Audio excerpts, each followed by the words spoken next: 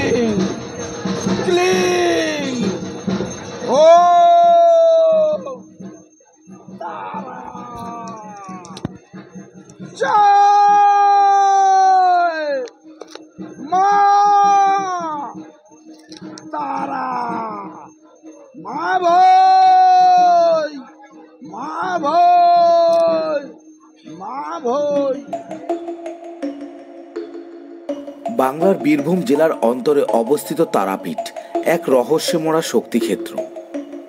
এটা কোনো সাধারণ স্থান নয়, এখানে মৃত্যুর গন্ধে ভরে আছে জীবন, যেখানে প্রতিদিন আগুনে ভস্ম হয় দেহ আর জেগে থাকে আত্মা। এটাই তারাপীঠ মহাশ্মশান। তারাপীঠ মন্দিরের ঠিক পেছনেই এই মহাশ্মশান। এখানে মা তারা নিজেই অবস্থান করেন শ্মশান তারা রূপে। অঘরীতান্ত্রিকরা বিশ্বাস করেন এখানে মা নিজে প্রকাশ পান আগুন ও ছাইয়ের মধ্যে। মহাসাধক বামাখ্যাপা এখানেই তন্ত্র সাধনা করতেন। তিনি বলতেন মৃত্যুর মধ্যে মা তারার আসল রূপ দেখা যায়। তাই আজও প্রতি রাতে এখানে চলে অঘরীদের পূজা। ধুনির আগুন কখনো নেভে না।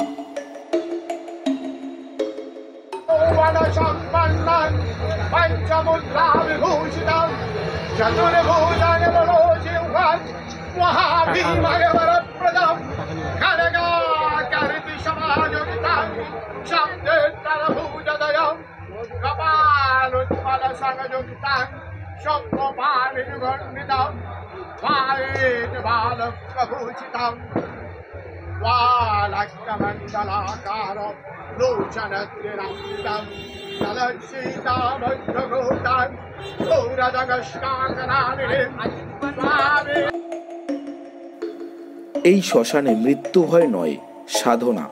এখানে কেউ কাঁদে না, কেউ শোক করে না। এখানে মৃতদেহ হয়ে ওঠে পূজার সামগ্রী। আমরা বিশ্বাস করি দেহ শেষ হলেও আত্মা থাকে, আর মা তারা সেই আত্মাকেই মুক্তি দেন। মা গো তুমি মা, তুমি মা। তারাপীঠ মহাশ্মশানে এসে একজন অঘরী তান্ত্রিককে পেয়েছিলাম, যার তন্ত্র সাধনার ডালি অন্যদের থেকে অনেক বেশি। দীর্ঘ 40 বছর ধরে তারাপীঠ মহাশ্মশানে সাধনা ও ক্রিয়াকর্ম করেন। চিতার উপর বসে ধ্যান ও সাধনা করেন। তার ধ্বনিতে কেঁপে ওঠে তারাপীঠ মহাশ্মশান। সিদ্ধধরপিয়া নম মহামায়া দুর্গা দুর্গতি নাশিনী উগ্রামগ্রাময়ী উগ্র তারা গণযুতম নীলাং নীল ঘন শ্যামাং নমামি নীল সুন্দরীম শ্যামাঙ্গী শ্যাম ঘটিতাং শ্যাম বর্ণা বিভূষিতাং নারায়ণী বিষ্ণু পূজাং ব্রহ্মা বিষ্ণু হরিপ্রিয়াম নমামি মহামায়া আদ্যা শক্তি নীল সরস্বতী তারা ষোড়শী জিহাং ভীমাং ধূম্রাঞ্চ পাগলাবুকি সর্বসিদ্ধিদাং জনি সিদ্ধিদাং লিঙ্গ সবিনাদাং নমামি মহামায়া দুর্গতা দুর্গতি দুর্গত নাশিনী। মা গো মা, সন্তানের মঙ্গল করো মা, সকল ভক্তের মঙ্গল করো মা। মা মহাশ্মশানে যারা এসেছে, যারা আসবে, যারা আসেনি, সকলের ভালো করো মা, সকল ভক্তের মঙ্গল করো মা, সকল গিয়ে পরিবারে উন্নয়ন করো মা, সকল দুঃখ হারিনি মা। তুমি মা দুর্গা দুর্গতি নাশিনী, তুমি কালী, তুমি কালী, তুমি মহালক্ষ্মী। মা গো তুমি কালী, তুমি মহালক্ষ্মী। হিং কালী ক্রিং কালী ওং কালী ওং স্বাহা। মা সন্তানের সকল সন্তানের মঙ্গল করো মা, সকল ভক্তের মঙ্গল করো মা। এ সন্তানের এক কারণ নয় মা, তোমার সন্তান, তোমার সন্তান। ওনাদের পাপ পুণ্য তুমি সব দোষ সব নাশ করে দাও মা। তুমি সর্ব ব্যাধি নাশ করে দাও মা, সর্ব দুঃখ নাশ করে দাও, সর্ব কষ্ট নাশ করে দাও, সর্ব মনস্কামনা পূর্ণ করে দাও মা। অসতমা সতগম তমসমা জ্যোতির্গময়। মৃত্যু মা মৃত্যু গময়। জয় মা তারা, মা ভৈ, মা ভৈ, মা ভৈ। তারাপীঠের বিখ্যাত এই অঘরী তান্ত্রিকের নাম মুক্তারাম বাবা। আজ আমরা মুক্তারাম বাবার মুখ থেকে শুনব তারাপীঠের ইতিহাস। আচ্ছা, এই মুহূর্তে আমি যেহেতু তারাপীঠে রয়েছি, তো তারাপীঠের কিছু ইতিহাস আমি ওনার থেকে জেনে নিই। তারাপীঠের মন্দির সম্বন্ধে বা মা তারা সম্বন্ধে একটু যদি বলেন, মন্দির কবে থেকে চালু হয়েছে, বা এটা যদি একটু বলেন। এটা বাবা আমিও বলতে পারবো না, জানি না আমার গুরুদেব বলতে পারতো কিনা। যাই হোক, আমি যতদূর যেটা পুঁথিগত ধরে আমি যেটা জেনে এসেছি, তারাপীঠ মহাশ্মশান এটা শুরু হয়েছে বশিষ্ঠ মুনি তন্ত্রের সাহায্যে চীন দেশ থেকে মা তারাকে এই তারাপীঠে নিয়ে এসেছিলেন। প্রথম কথা, উনি দীর্ঘদিনকাল তপস্যা করার ফলেতে তারপরে ওনাকে মাকে চিন্তাধারা নিয়েছে যে মাকে তুলে ওপরে নিয়ে যাবো। বানবন্যা হচ্ছে তো নিচে, তখন তো প্রচুর বানবন্যা হয়। আর জমিদার রাজারা বণিকদের সব ব্যবসা বাণিজ্য সব জলপথে ছিল। তো এই মন্দির তৈরি করেছিল নাটোরের রানী। নাটোর কোথায়? এখানে তো নয় বাবা, বাংলাদেশ। সেটা তো বাংলাদেশ। বাংলাদেশ। এবার নাটোরের যে রানী ছিলেন তিনি হচ্ছেন একজন কায়স্থ বাড়ির বউ। কারণ হচ্ছে জয় দত্তর স্ত্রী, তার নামে এই মন্দির তারাপীঠের। আর তিনি হচ্ছেন জমিদার লোক, জমিদার লোক। তো কাজেই তো জয় দত্তর ছেলে, একটাই ছেলে জয় দত্ত, আচ্ছা, সাপে কেটে মারা যায়। সাপে কেটে মারা গেছে, তার ছেলেকে কলার ভেলায় করে মরাটাকে ভাসিয়ে দিয়েছে। আর বণিকরা ব্যবসা বাণিজ্য করতে এসেছে, ব্যবসা বাণিজ্য করতে এসে এবার তাদেরকে তো কোনো জায়গায় ডিঙি খেতে থামিয়ে রান্না বান্না করে খেতে হবে তো। হ্যাঁ। তো তখন একটা শোল মাছ ধরে ওরা। এই তারাপীঠ এই শ্মশান্ত জঙ্গল ছিল, জঙ্গলে জল, হ্যাঁ জল, নালা জলা জল, দ্বারকা নদী, নদীর জলই ওই শ্মশানে উঠে বড় বড় শোল মাছ হয়েছিল। তো বামদেব তো ওই শোল মাছ পরেই খেতেন। এটা তারও আগের আমলে, বহু আমলের আগের কথা বলছি, হাজার হাজার বছর আগের কথা এটা। তো যাই হোক, তো ঘটনা হচ্ছে এটা কি, সেই বণিকরা ওই শোল মাছটাকে ধরে কেটে আঁশ টাশ ছাড়িয়ে এবার ওই নদীর স্রোত জলে না ধুয়ে, তখন ওইখানে একটা পুকুর আছে, ওই তারাপীঠ মন্দিরের পাশে, যেটা মন্দিরের সামনে একটা পুকুর আছে। এখন দেখবেন সান বাঁধানা ঘাট করে দিয়েছে, বা পিছন গুলো প্রচুর সান টান করে বিশাল সুন্দর করে দিয়েছে। এই জিনিস ছিল না, ওগুলো শুধু জঙ্গল, চারিদিকে জঙ্গল, কাঁটা গাছে ভর্তি।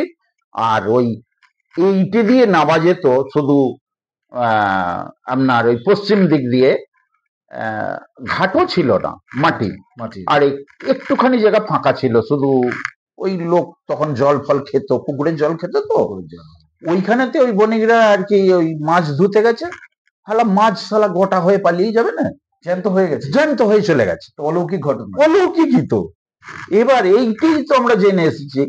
তো এবার হয়েছেটা কি, ওরা আবার ফিরে এসেছে শ্মশানেতে, ওই ডিঙির কাছে দেখছি যে একটা কলার ভেলাতে বাচ্চা ছেলে অত স্রোত জলে ভেসে যাচ্ছে না, অথচ ওইখানটাতে ঘুরছে। কলার ভেলাটা ওইখানটাতেই ঘুরছে, একই জায়গার মধ্যে ঘুরছে। তখন ওদের মধ্যে কারো সন্দেহ হয়েছে, দেখ আমাদের মাছটা যেহেতু গোটা হয়ে চলে গেল, এই ছেলেটাকে নিয়ে চাগিয়ে নিয়ে যাই বলেই কলার ভেলা থেকে ছেলেটাকে তুলে নিয়ে গেল। ওই ছেলেটার নাম ছিল দেবদত্ত।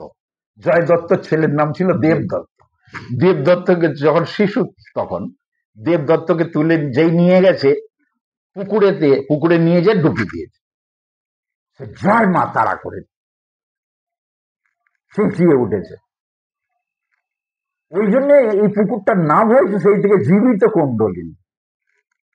আগেও বলে গেছি, তারাপীঠ পীঠস্থান নয়, মায়ের চক্ষু খসে পড়েনি তারাপীঠে, এটা শক্তিপীঠ। মায়ের চক্ষু খসে পড়েছিল চীন দেশে, মানস সরোবরে। চীন দেশ মানস সরোবর থেকে বশিষ্ঠ দেব তন্ত্রের সাহায্যে মাকে নিয়ে এসে প্রতিষ্ঠা করেছিলেন এই তারাপীঠেতে। আর এই মন্দির তৈরি করেছিলেন জয়দত্ত। জয়দত্ত মারা যাওয়ার পরেতে তার স্ত্রী, তিনি তো রাজা লোক ছিলেন, রাজা স্ত্রীর নাম তো রানী ছিল, সেই রানী, নাটোরের রানী এই মন্দির তৈরি করেছিলেন। এবং তার পূজারী ব্রাহ্মণ কথাকার ছিল জানেন, সব ওই মল্লারপুর ওখান থেকে আসতো পূজারী ব্রাহ্মণরা। এবার তখনকার দিনে বান বন্যার সময়, বান বন্যা, শীতের সময় জঙ্গল মাঠ ভরা যেমন ইয়ে হয়, এখানের মতো ফাঁকা তো কিছু নাই, গাছপালাতে ভর্তি। এবার ঠাকুরের ঠিক মতন দুবেলা সেবাই দিতে পারতো না, এবং কি বলে তাদের নিজেদের খাবার কি করে হবে, আর সেখান থেকে পাঠালে তবে তো এখানে মন্দিরেরই আসে, এই যে ব্যাপার। তো সেই জন্যই বলছি বাবা, এই তারাপীঠের বহু মাহাত্ম্য। যেমন এই শ্মশানটা একটুখানি নয়, অনেক বড়, 16 কোষ এরিয়া, টোটালটা 16 কোষ। 4 কোষ, এদিকে 4 কোষ, এদিকে 4 কোষ, এদিকে 4 কোষ, এদিকেও 4 কোষ, 16 কোষ এরিয়া নিয়ে হচ্ছে শ্মশান। এই সব টোটাল সম্পত্তিটা ছিল নাটোরের রানী, তৎকালীন যুগে রাজাদের জমিদার কথা। এছাড়াও কিছু কথা বলছি। মা হচ্ছে আমাদের তন্ত্র মতে ইনি ব্রাহ্মণী আর ইনি বৈষ্ণবী। মা সম্পূর্ণ নিরামিষ ভোজী। বামদেব শোল মাছ পড়া খেত, তেলটাও জটাতে পারত না, আর নিজের পেটে খাবারটাও রোজ যেত না। তখনকার দিনে সস্তা গন্ডার বাজার বলে, আমার বাবা যেটা গল্প করেছে, 1 পয়সা, আধ পয়সা, ছেঁদা পয়সা, ফুটো পয়সা গল্প করেছে, সেই যুগের কথা বলছি। 1 ফোঁটা তেল কেনারও পয়সা ছিল না। ওই জন্য ওরা মাছ পুড়িয়ে খেত, বামদেব শোল মাছকে পুড়িয়ে খেত। সেই হিসেবে বামদেবের জন্য মাছ করা হয়। কিন্তু এখন তো তারাপীঠে কি বলবো, মাছ আর মাছ, সব ভোগের থালাতে মাছ আসছে, কিন্তু মা কিন্তু সম্পূর্ণ নিরামিষ ভোজী। কিন্তু মন্দিরের ভেতরে কিন্তু মাছ আমরা এটা শুনে থাকি, ওই মায়ের ভোগে নাকি শোল মাছ দেওয়া, এবং মাছের না, মায়ের ভোগে না, মায়ের ভোগে না, আগে মায়ের সেবা, বামদেবের সেবা আগে হয়। আচ্ছা, তারাপীঠে বামদেবের সেবা হলে তারপরে মায়ের সেবা হয়।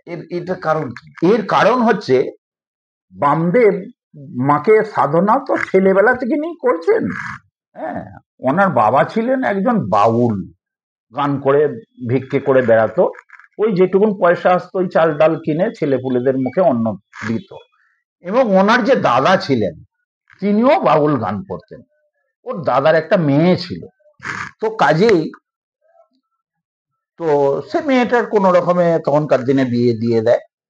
কিন্তু বামদেব ওই সব দেখে শুনে ওই শ্মশানে এসেই তার লাইফটা কেটে যায়, আর কোনোদিন বাড়ি যেত না, যে কোনোদিন বাড়ি যেত না। এই ওপরে নদীর ওপরে আটলাই বাড়ি, আটলা তো কাছে, হ্যাঁ আটলা তো কাছে, কিন্তু মাকে সাধনা করে। আর কিন্তু বামদেব ওই মাকে বড় মা করতো। মা কোনো তন্ত্র মন্ত্র জানে না তো, বড় মা বড় মা বড় মা বড় মা, আর মা করেই বেড়াতো। এবার এইভাবে অনেক ছলনা করার পরেতে মা ওকে দেখা দেয়, ধরবো করে, আর ধরতে আর পারে। কিন্তু যখন প্রচুর খিদে পেয়েছে, বামদেব অজুর নয়নে কাঁদছে, মা আমার 1 সপ্তাহ খাওয়া হয়নি, তুই আমার খাবারের ব্যবস্থা করে দে। মা তখন ওকে দেখা দিয়েছিল, স্বয়ং বামদেবকে দেখা দিয়েছিল। বামদেবকে দেখা দেওয়ার পরেতে বলছে, বাবা মন্দিরে যা,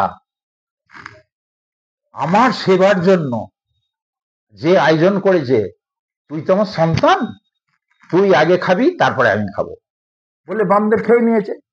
খাওয়ার পরেতে এবার মায়ের ও বেটিরই খেল কেমন প্রচার করছে দেখো।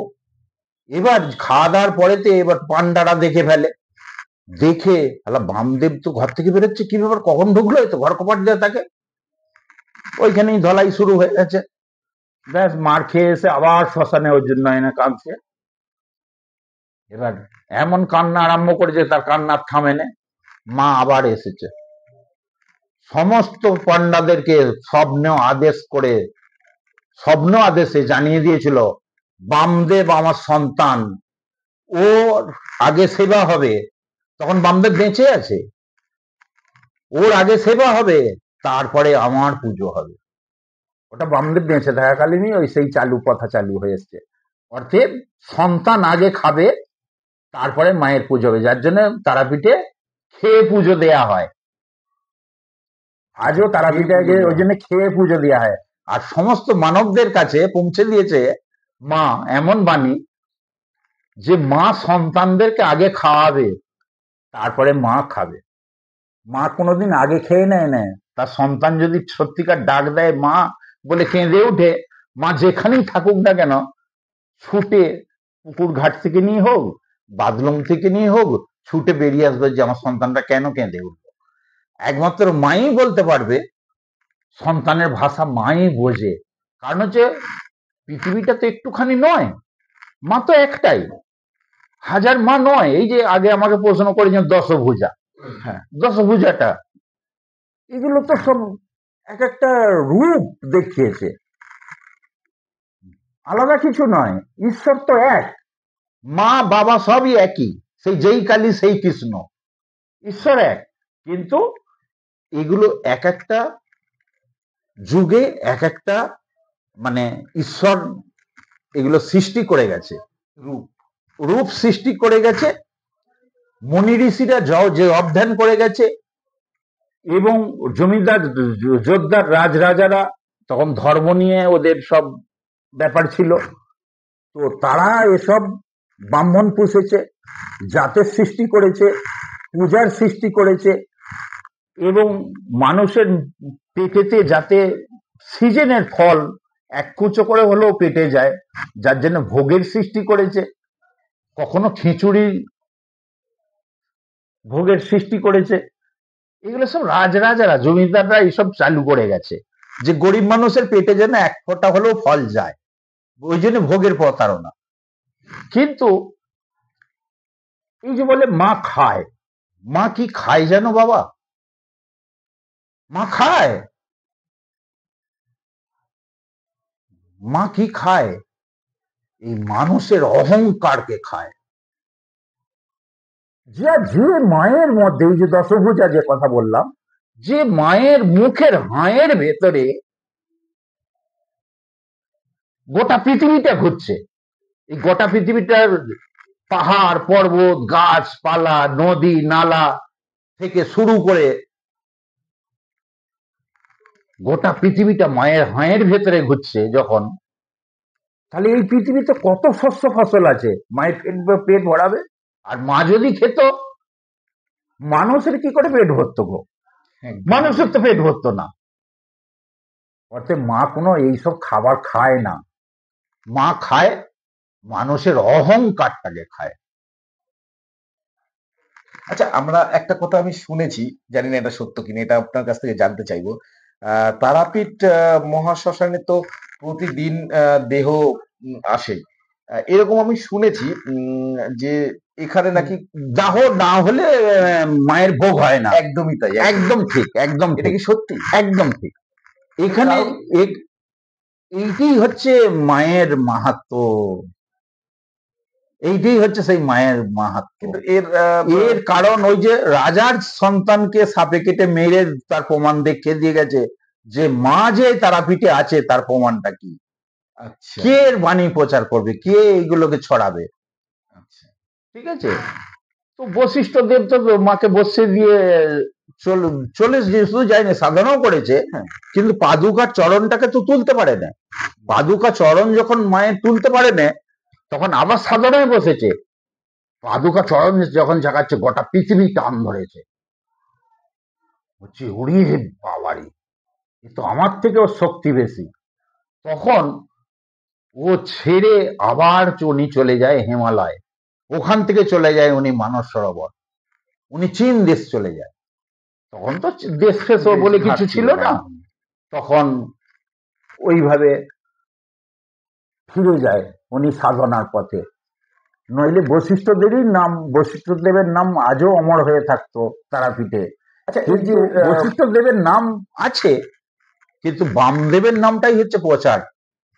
তারাপীঠ ভৈরব কাকে বলা হয়? বামদেবকে। আর ইনি তারাপীঠ ভৈরব সাধনা, আর ইনি তারাপীঠ ভৈরবী সাধনা।